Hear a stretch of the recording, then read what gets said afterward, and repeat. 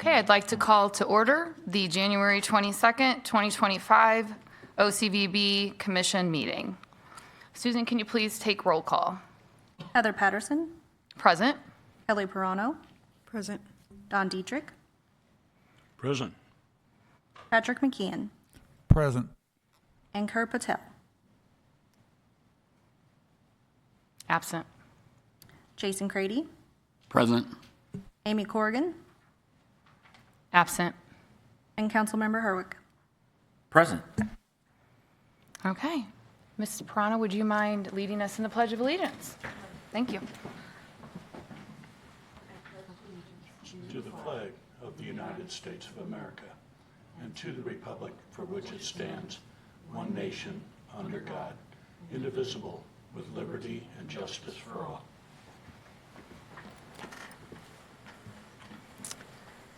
Okay, so I would like to start off with a motion to approve our agenda. Do I have a motion? Motion to approve the agenda by Dietrich. Second, McKeon. All in favor? Aye. Aye. Anyone opposed? Motion passes. Now I'd like to do an approval of our minutes.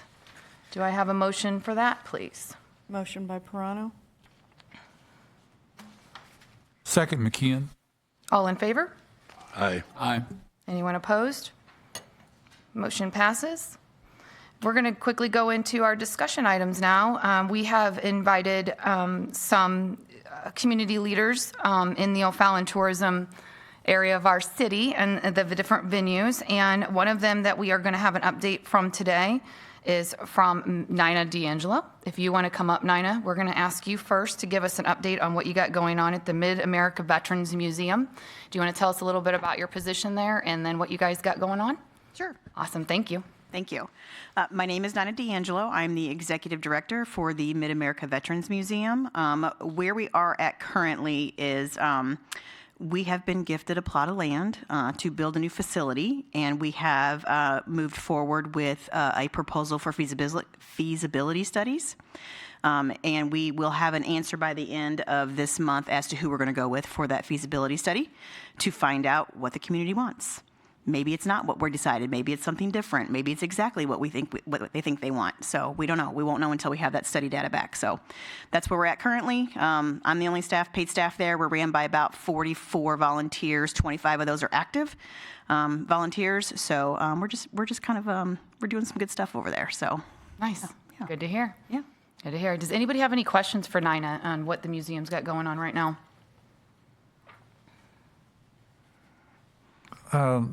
I do. Nina, thank you for being here today. You have a number of events that you plan throughout the year. Do you have anything on your schedule coming up that we could help promote or spread the word about? Sure. Our next major fundraising event will be our music bingo event. It's going to be May, I believe it's the 16th. It will be held at the O'Fallon Elks Lodge, and it's just, we'll have some sponsorships available. We'll be asking for some silent auction items. You know, your typical fun music bingo event. If you've never been to one, come out to ours because we'll show you how it's done. Is that information available on your website? It is not yet. It will be by the end of the month. Okay. Anything specifically, Nina, that you would like to ask the commission for help with, or anything that we can support you with specifically?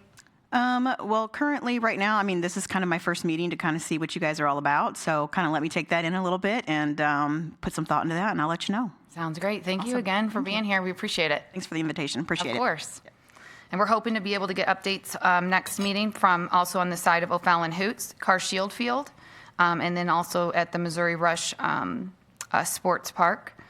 And then, before we move on, Susan, can you please mark Amy as present for today's meeting? Thank you. Hi, Amy. All right, we're going to go into then, since we don't have anyone here from the Hoots or the Missouri Rush Sports Park today, we're going to go ahead and roll into tourism and festivals. So if Jennifer, you'd like to give us an update on those.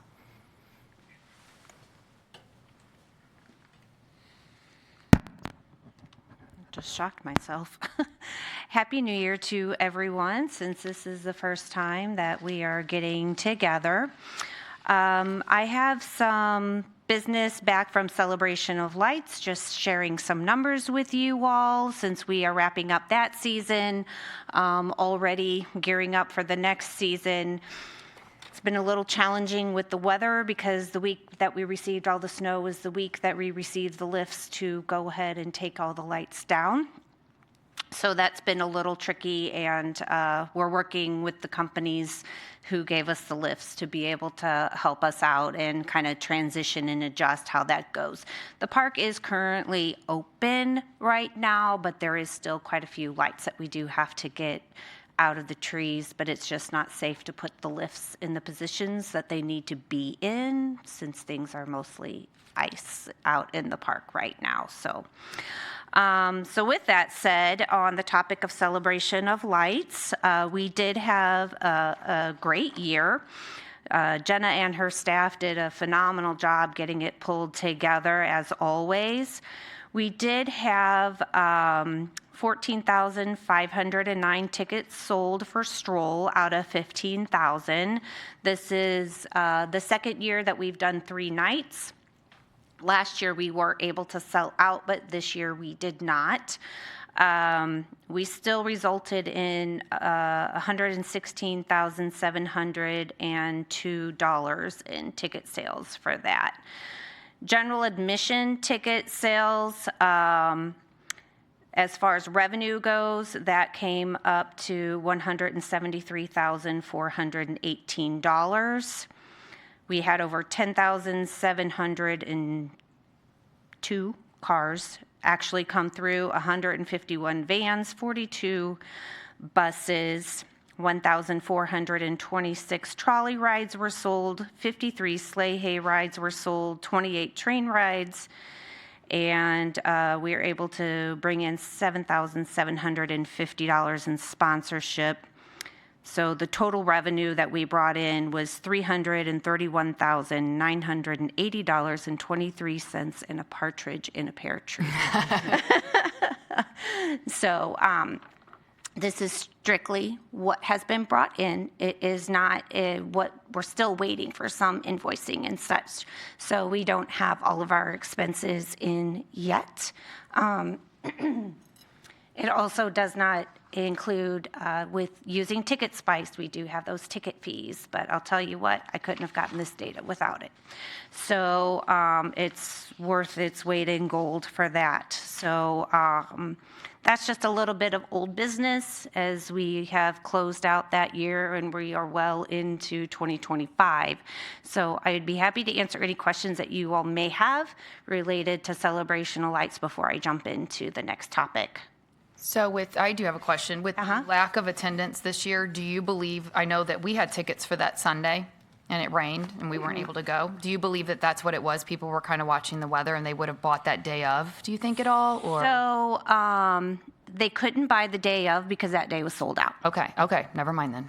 So we were sold out on Sunday and Monday. We still had tickets available left on that Tuesday. However, I can tell you, oh my goodness, more than 30% of the tickets were not scanned on that Sunday because of the rain. Right. Yeah. So, but I mean, technically it was sold out. Sure. Okay. Yeah. Thank you. Just curious.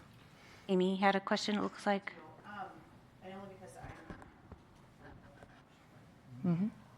Sorry. That's okay. Do you sell like hot chocolate or anything on the walkthroughs? We do, and it's through the non-for-profits, and those are the ones who are able to do that because they use that as a fundraising opportunity Okay, so for it their doesn't go to- organizations. Okay. And then my other question is on the sponsorships. So when I did the drive-through, I got home and I think it was the next morning I sent an email saying, hey, I'd like to be a part of this. How are you going about contacting area businesses to see if they want to be involved in that? Because I have a business in O'Fallon and had no idea I could be a part of that. So it's a combination of things. One, it's on our website. We also have a list of people who have worked with us before, inquiries, and then also like on the Celebration of Lights actual website itself, it states anything about involvement in sponsorship for any of our events. So usually businesses will look on the website to see how they can get involved and then go from there. So just being a somewhat new business owner, I would have had no idea that that was an option. Okay. So I'm just wondering, is there some way that maybe we could have somebody, I don't know, maybe like not like a salesperson, but have somebody who could maybe contact some area businesses or send out like a flyer to them or an email to them, which would be more cost effective, to see if they would want to engage in something like that? Right. So we do have a marketing, she's our community engagement manager, and she has a very large umbrella of things. As far as going out and engaging with people, that's probably done a little bit less versus handling what is coming into us. But I would be happy to take down your information and she can follow up with you on that. Yeah, I'll help with that for sure. Okay. Patrick? Related question, Jennifer, is do you sell out on your sponsorships, or is there more capacity for additional? Oh, there's business? more capacity for it. So there's different types of sponsorship to fit the needs of whatever businesses come our way, from anything from $250 to $2,500. So it just depends on the scale that business is looking for. The ones that seem to go the quickest are what are called the joyful greetings, and those are $250 to $300 depending on the information placed on there. And we do limit the number of those that go within the park. And part of the reason is the aesthetics of the park versus flashing advertisement throughout the whole park as people are going around. We keep it tasteful that way. But then there's ways of, and that's the only thing that's limited. Then we have pieces that are called Playing Santa, where people are able to be at the front gate with our ticket scanners, and they would hand out a giveaway, compliments of ABC Company, wishing people a Merry Christmas, Happy Holidays, whatever, as they're coming into the park itself. And then, of course, we can get into stroll and fireworks and all of those, and those just start, getting a little bit larger in scale and exposure when it comes to the monetary side of it. And in terms of those that there's a limited number available, it's kind of first come, first serve kind of approach, correct? I really appreciate the numbers and everything else, but I'm going to try and make sure I understand here. What are the various ticketed categories? Is general admission one thing and stroll is a different? Yes. I admit I've never bought a ticket, if you are coming in for the old-fashioned holiday stroll, it is a special event within the event, so subfolder, and that is $8 a person. And if you are choosing to go through the regular drive-through portion during the regular operating hours, a vehicle is $16. If you have a van or a limo, of course, that holds more people. So we do ask a higher rate for that. Then, of course, if a tour bus is coming in, that is a different, because that has a totally different number of people as well. So we do have different categories or tiers of the tickets themselves for people to buy. And that's kind of why I broke down, because I'm able to actually see that with a few clicks of a button now, which is amazing. So I can tell you, we had 151 vans come through, and 42 tour buses came through, or party vans, or whatever. We get a lot of those where I got many calls about bunch of ladies getting in a bus, it's their girls' night out, their Christmas party, whatever the case may be, and buy it, or big families. I even had large families buy out an entire trolley and be done with it. So, and we did very well with trolleys this year. We did very well last year for the first year, but this year we did even better. And related, when you say 28 train rides sold, is that multiple individuals on a train? Right, so we sell them by the car. So there's 2 little cars and you can fit up to 10 people, depending on how many adults/children you have in there. And there's 2 cars per train ride, and we were able to sell, and there's only 2 nights for that. So there's only a limited number of slots, and they'll be sold out by September. How did this year's breakdown like that, and maybe this is the first year kind of get that break, how did it compare to last year? Were there certain categories that did much better? Were there categories that, you know, you expected more and didn't see? Right. So I will say overall attendance looked as though it was down slightly, but our numbers are up, but we also had a change in pricing. So I'm sure that's the answer that is for. But what did do better is the trolley rides did much better because people are now aware of them. Last year, we still did great. That was the first year that we introduced it because there were no more horse and carriages that were providing that service. So we needed to go out and find what else can we do to replace that. From there, I would say we also added another time slot for our sleigh hay rides, and we were actually able to put in, I want to say another time slot, don't quote me on that, I need to double check, but for our trolley rides. So that slid in another hour because we shifted the times enough where we were able to get another slot in there to run this. And, you know, like I said, the train, the sleigh hay rides, those were all sold out. And the trolley rides did much, much better this year too. I want to say we were probably maybe 80% sold on those, and those are limited to certain days as well. And we sold out many of those just to one group. It was great. Nice. It was easy.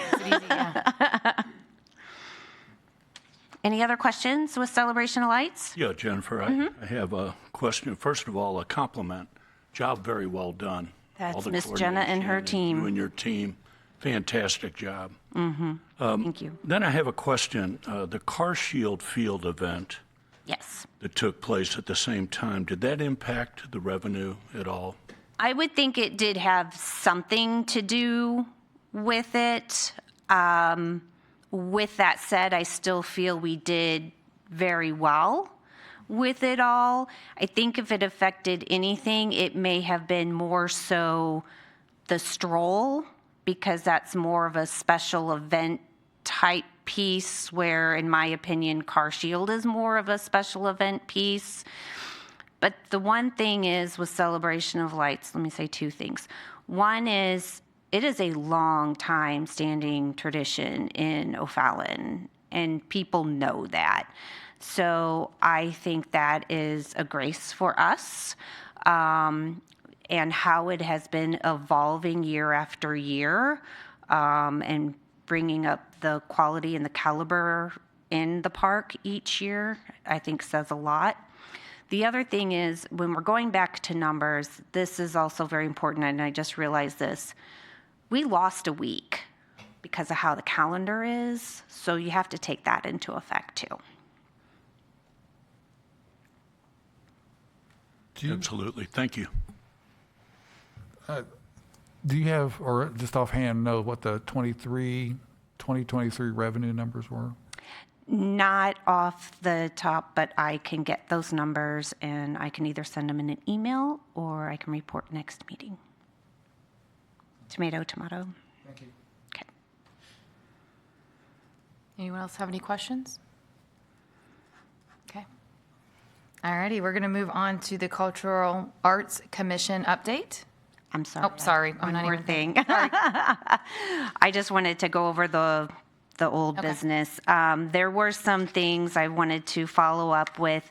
Patrick had asked me regarding some questions about some information about demographics and things of that nature, and how we know to work with that information and how we're using that information and moving forward with like marketing and such. I can't answer all of these questions right now, but what I can say is report on information that I have been researching, because in the budget we do have a bookmark for software that would help answer a lot of these questions, and that's part of the reason why we're looking for this. So I did have a Zoom meeting with Placer AI, and they basically they can measure foot traffic. So I was just going to kind of give you an overview of what I've been seeing and hearing. I have another meeting coming up with multiple people in the city, such as parks, economic development, recreation, and festivals. We're all going to get on and discuss this and how we can use this information, as we're still developing research on which company is the best to use. So if you'd like, I can share a little bit of information about this now. Yes, no, maybe so? Sure. Okay. So basically what this company is able to do is they are able to track foot traffic. They can break it down by the day, what week, the hours. They can tell you where people are going before and after an event. They have been collecting data all the way back to 2017. They own their own data. They are not taking this data from a third party, which if you do look for other ones, from what I'm being told, is they are actually grabbing it from other third-party information. They're not the ones going out there and actually doing this. St. Peter's did just sign on with them in December, the city of St. Peter's. There are many, they have a very large clientele of people who use Placer. I also learned that the agent that I use for Heritage and Freedom Fest, he has used it in the past as well. So there's a variety of things, but it's not cheap to collect this information. There's even abilities of a heat map, so you can go into the area that, of course, I'm looking at it on an event point of view, so I could see where those pinch points are, what time of day those pinch points are, where most people are maybe hanging out, but I want to get them over in another direction. What do I need to do to get them to move that direction? It can help you with layouts. Even trash can placements. I mean, it makes, when you're the ones doing trash, you're just like, we need more trash cans. It can get into a 94.99% accuracy rate on this information. Other areas of use on this can be securing grants. I know Cultural Arts uses grants, and they want to know how many people are coming into a facility or a building on a daily basis. It's the economic impact of things. Also, it will track like a home distance location as far as where people are coming from when they're coming into this area. What is that? And then, let's see here. I did ask them, go ahead. I was just going to say, I'm not sure you used the word, but this is all mobile tracking data, correct? Correct. Yes, right, okay. Yes, correct. I did have them quickly pull a report for a jamming concert that was our second jamming concert of the season on June 4th of last year. And some fun, interesting facts is the age demographic that is coming out. The highest was 35 to 44. And then really the 60 to 65 was the next highest. Then it went down to the 45 to 49, then back to 50, 6.3% was 50 to 59. 5.8% was 65 to 69.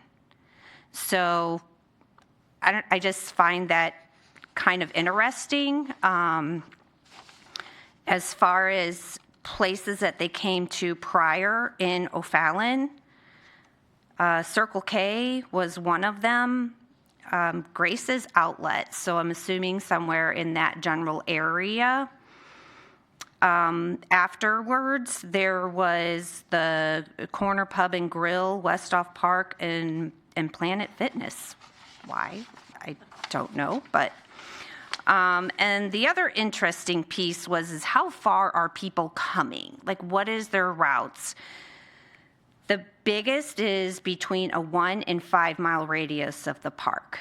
That's somewhere between 15 and 20%, which I was finding pretty impressive. The next largest was a 20 to 30 mile radius, and then a 10% was just between 7 and 10 miles. So the other thing is, Kristen, who works with the marketing, that made us think most of these people are probably traveling down 70 more so than 40. So do we need to rethink the placement of the billboards? Okay. This is not like, this was a quick report. It wasn't really finite, and I still have to figure out how to read all of these. So take it with a little bit of grain of salt. But I did want to at least, share some of that, but it even gets into the park on what hours of the day people are in the park. And it showed Night of Jammin', we are from 6:30 to 9.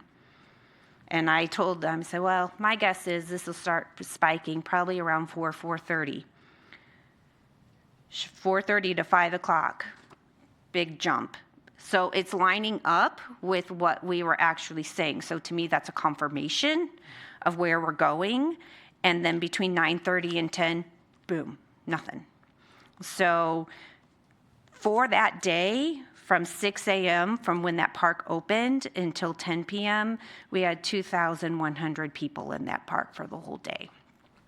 So I thought that was kind of fun. I was with some of that information. But the biggest group for Jammin', 33.7 come from North O'Fallon and 9.4 come from South O'Fallon. They can break it down by zip code. So St. Peter's is 20%, St. Charles 12%, Lake St. Louis only 2.2%. I find that interesting. But Troy, 2.6% come, and Flint Hill, 4.8. I don't know, maybe they had a picnic and it was their annual night out. I don't know, but anyway. That's everyone who lives in Flint Hill, right? It was a family reunion. So anyway, this is the data, and this is only a surface of what can be done. So sorry I was geeking out for a little bit with this information, but it was fun. That was called Placer AI? Okay. Correct. Okay. Correct. So, and I'm meeting with them again on Friday. Sounds like a really good program. Yeah, so I'm still researching. Sure. I'm glad you're going down this path, and we approve that in our budget. That's correct. This coming year, to get this kind of mobiletic data that allows Jennifer to do this kind of analysis. And I really do think if you're able to secure this for the coming year and look at all your events, it'll be a great value to us as a commission, because we can then better understand where we need to be spending our dollars and what direction. Like you said, just quickly, maybe moving stuff from 64 promotion to 70 Right. corridor. Exactly. Especially for Jammin' because of Right. its proximity. So, yeah. I would also guess that the Planet Fitness was maybe Drake's instead of Planet Fitness. Yeah, that's what I would be wondering as well. But you can see that general area where people are gravitating Yeah. from. Another one that ranked high was Schnucks, which makes sense. So there's that possibility of being able to partner with them on promotional pieces, possibly. I mean, we're just scratching the surface of this. We look forward to your geek report every Yeah, week. exactly. For sure. Is there any other questions on that? I know I had a lot to say. Oh, that's great. Okay, thank you. Thank you, Jennifer. All right, your turn. All right, we're going to have the update now from the Cultural Arts Commission. Good afternoon. Thank you. Good afternoon. It's nice to see everyone after the new year. We've had a busy season in cultural arts as well. So just to kind of recap, it was our first holiday play or performance that we had. Scrooge sold out 3 of 6 nights. Our top seating in our theater for this production was 260 seats.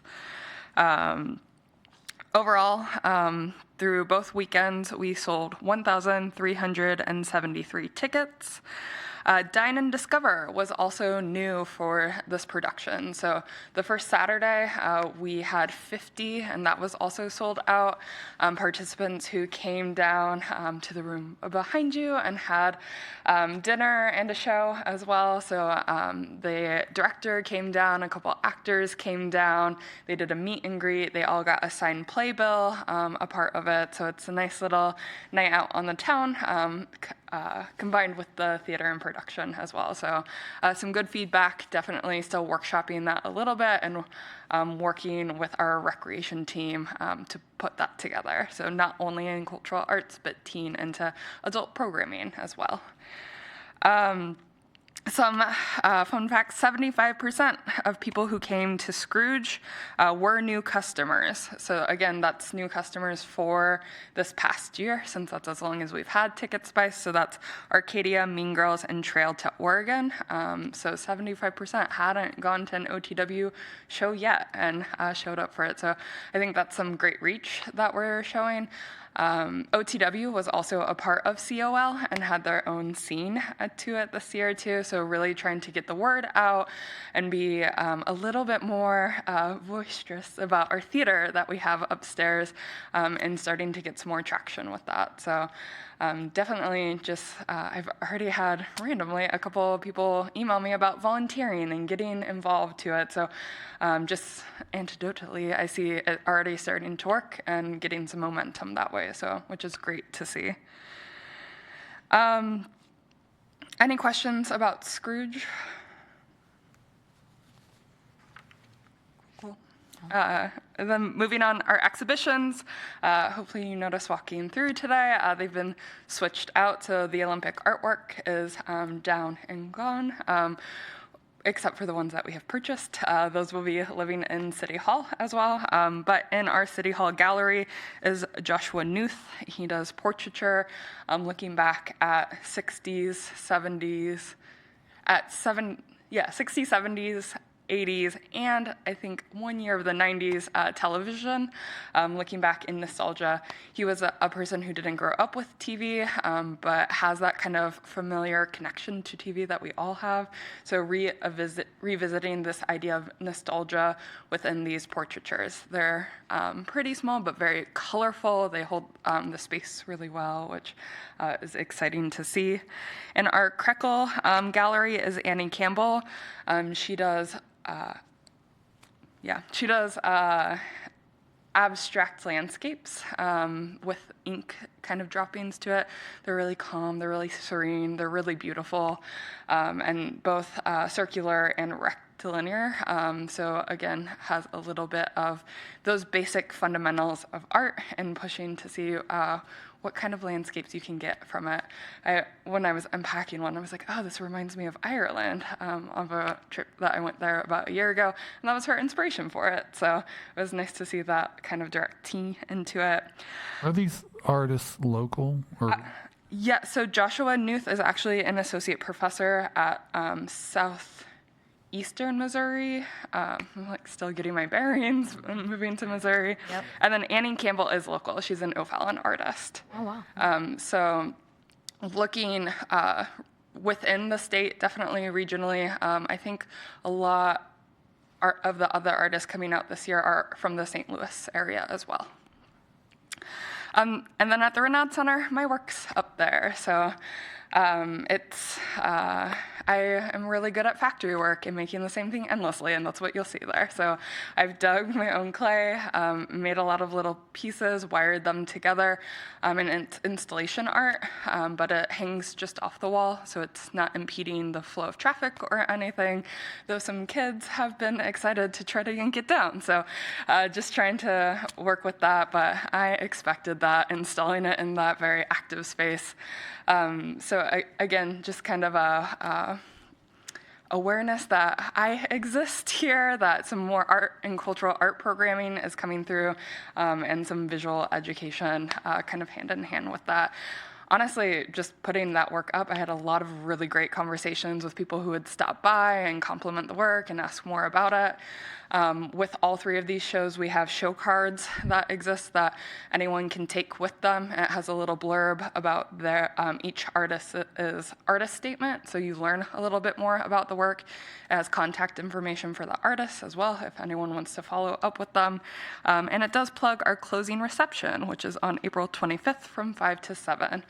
So both Annie and I will be there at that closing reception. Unfortunately, Joshua cannot make it as he'll be abroad during it. So sad. But he will be here for Paint Your Partner, which is Saturday, February 8th at 1 p.m. So he's plugging into, again, taking from his kind of professor background to teach a 2-hour portrait class here at City Hall, and tying in his own exhibition where you'll be painting that person in a television background of your choosing. We'll have kind of a directed one that you can pull from, but if you're feeling creative and more spontaneous, you can put them in whatever setting of your choosing. So I'm definitely looking forward to getting that going as well. So again, that's February 8th, again, around that kind of Valentine's Day. Hopefully gives people something to do when it's still a little chilly out. And then we're already kicked Brittany, off. can I ask a quick question about Sorry. that? How does someone find out about that or get registered for that? You can register that for that on our cultural arts website. So it's through the Renaud Center and Rec Track. That's where they go to purchase that experience. Thank you. Yeah. Any other questions? Sorry, I didn't mean to move on too quickly. Okay. And then our first play is already up for the season. It is the beginning of March. So we moved things up a little bit to have a little bit more equal spacing between each of the productions, since we do have that holiday production in, and just gives me a little reprieve in September. So FIDA and a play are not on the same weekend. So I'm very excited about that. But in March, we will be doing the complete works of William Shakespeare, abridged, revised, again, right? It's as funny as the title sounds. It's really lighthearted. I stopped by rehearsal last night to get some marketing content already with Kristen, and the cast is great. It's a small cast of 8 actors. It's very energetic. There's going to be a lot of running around. The way that the theater is oriented is almost in the round, right? It's kind of a peninsula that comes off, so definitely a pretty creative show that's in there for this first space. So exciting to see that. Again, that's March 7th, 8th, and 9th, and then 14th, 15th, and 16th. We are continuing to Dine and Discover for this whole year. That will be the first Saturday of each performance, so that will be March 8th. And Across all shows, we are introducing a new ticket level. So talking to OTW directors and really thinking of that kind of community and family that we want to hit on of bring your families to OTW. This can be your first theater experience, both as actor and as participant. So just giving a little bit more flexibility in that. So our junior and our senior ticket are the same price, and then general admission is $2 more than that. And then our lineup for this year is 6, the musical teen edition will be the next one up in the summer, June 6th, 7th, and 8th, and then 13th, 14th, and 15th. Auditions for that will be the last week of March. We're finalizing the dates right now, but that will shortly be up on the website. I already have people, some teenagers, asking me, sending those emails. They're very excited about 6. I'm really excited for that one. I think it's going to be a great production. And then Curious Savage will be our September play, September 5th, 6th, and 7th, and then 12th, 13th, and 14th. Auditions for that will be April 26th and 27th. So definitely getting kind of a head start on that one as well. And then we'll be doing Scrooge again for the holiday season. We did bump it up a week comparatively to this past year. So it will be December 5th, 6th, and 7th, 12th, 13th, and 14th. That also pairs it on a day with Stroll. So potentially people could go to Stroll or go to OTW Scrooge and then go to Stroll after and make a whole kind of day and event for it. So OTW-wise, cultural arts-wise, that's kind of where we're at. Do I have any questions or thoughts, comments? Anybody? I think if you do try to do something, I think with that day of Scrooge, maybe we should do like maybe a combined ticket or something like that. I'm sorry, what was Do like a combined ticket with the Scrooge and Stroll. Yes, we have thoughts of that. Logistically, we're trying to hammer out those details for it. But yes, that's definitely. Both using the same system. Probably from a technology standpoint, it should be feasible. Good idea. And from this year, we're also looking for next OTW season to have a season ticket and looking at implementing that as well. So definitely starting to look towards that way and package things a little bit more seamlessly. Yeah, that's a great idea.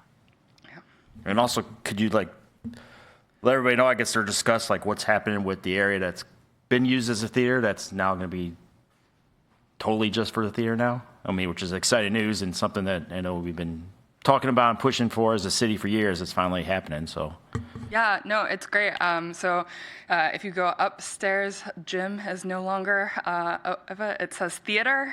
It is a theater, and that's what we'll be moving forward with it. So talking to the directors, talking to the city, seeing what changes we can bring about and really cultivate that space into a theater and maybe get some chairs that are a little bit more comfortable to sit in while you're watching it. So yeah, really excited for some of those changes, and we'll update when those changes come down the pipeline, but I'm looking forward to kind of transforming that space a bit.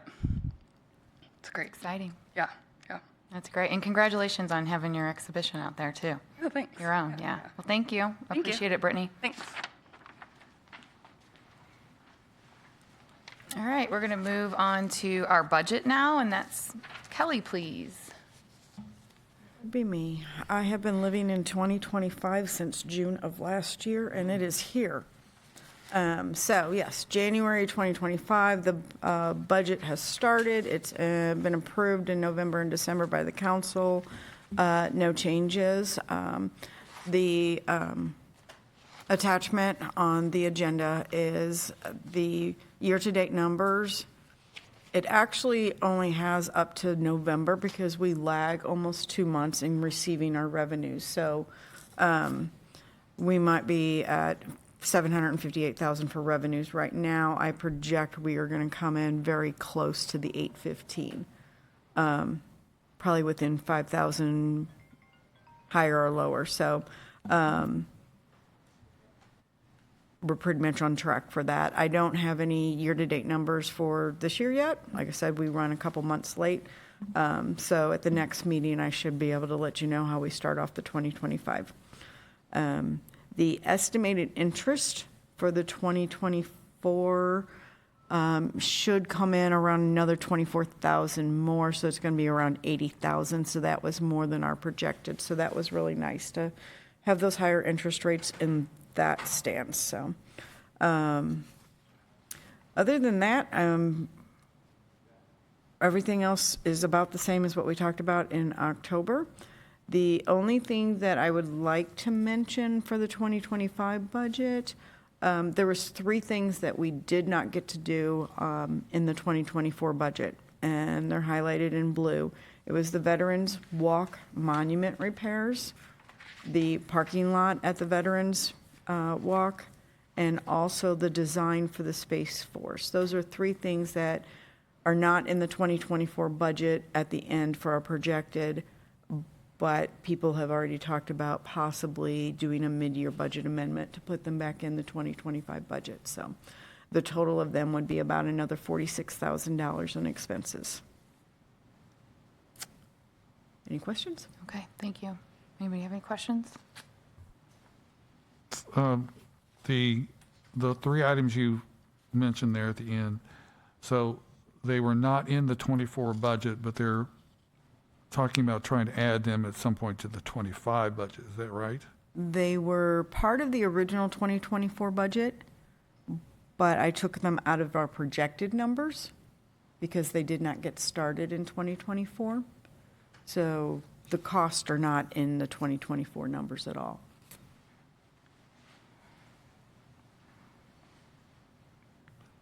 And you mentioned something about interest increase. Is that for the projected 2024? Yes, the projected 2024 interest was $64,000. Year-to-date, at the beginning of December, was $56,000, and there's another $24,000 that should get added to that.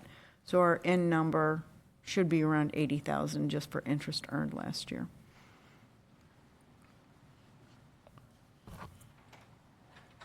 Okay. Any other questions? Anybody else have any questions on the budget? Okay, I guess not. Thank you, Kelly. Okay, next line item is the 5 ideas. The very last few pages of our packet that I've shared with all of you today, or that Susan shared with us, has the notes that you will see that were taken at the first subcommittee meeting that we were able to have. That was Mr. McKeon, Councilman Herwick, that was Amy Corrigan, and myself. And we were able to get together, and you will see that we kind of broke up those 5 ideas that all of you presented to us, and we were able to take all of those and kind of break them up into what we need to explore further, things that we as an OCVB are supporting, and then those that are a little bit larger that the city will help us with as far as the governance side of things. And so you'll see we broke those down. We also asked a lot of questions on moving forward as we continue to discuss these items. And that being said, we will continue as a subcommittee. I would like to have our next subcommittee meet hopefully next month.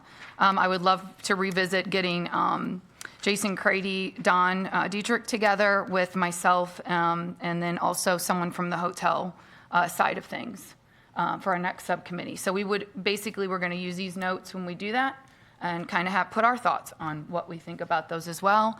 And then that way we can, as a full commission, be able to have our say and really how we feel about all these ideas moving forward and what's the best way for us to be able to implement those as we go. So kind of gives you an idea. I thank Patrick for these nice notes from the meeting. It was scratches and all things, and he made it look very nice and presentable. So, but you'll see that we've got a lot. I feel like we've gotten a lot accomplished on it, and I'm pretty excited for some of the stuff and ideas that we have for the city. So thanks for all of you guys for helping with that too. So, and then does anybody have any closing comments? Or does anybody have any comments, I guess, first on the 5 ideas or the notes that we took, or subcommittee, anything like that in regards to that? Okay. Any closing comments from anybody? All right. Well, then if there is nothing else to be discussed, I will officially adjourn our meeting.